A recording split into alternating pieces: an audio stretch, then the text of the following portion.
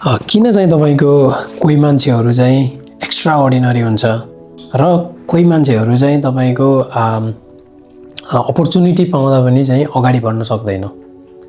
मैले भर्खरै यो बुक पढ्दै थिएँ तपाईको एक्सपोर्ट टु इन्फ्लुएन्सर। यसमा चाहिँ मलाई एकदमै बेस्ट लागेको चाहिँ लेभरेज भन्ने सेक्सन चाहिँ एकदमै रोचक लाग्यो किनकि leverage is very important in any area of the life हैन। हामीसँग जो कोही हुन्छ हामीले हाम्रो ग्रुपमा हाम्रो इनर सर्कलमा जो कोही छ त्यो इनर सर्कललाई चाहिँ लेभरेज गर्न सक्यौँ भने चाहिँ तपाईको चाहिँ we can flourish out of there हैन।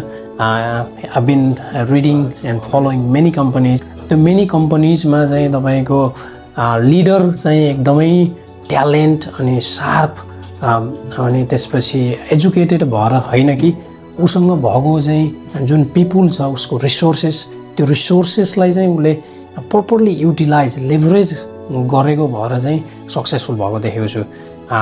जस्तै तपाईको हाम्रो रोबिन शर्माले एउटा कोट भन्नुभएको छ, द आवर्स द्याट तपाईको अर्डिनरी मान्छेले चाहिँ स्पेन्ड गर्छ वेस्ट गर्छ त्यो चाहिँ एक्स्ट्रा अर्डिनरी मान्छेले चाहिँ लेभरेज गर्छ अरे है।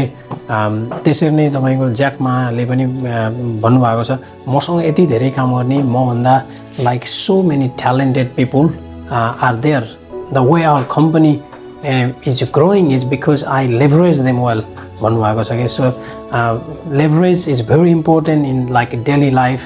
लिडर्सहरूले चाहिँ आउटकमलाई चाहिँ मल्टिप्लाई गर्छन् अफन इनफ हैन। त्यो पनि उहाँहरूले लेभरेज गर्न जानेको कारणले हो।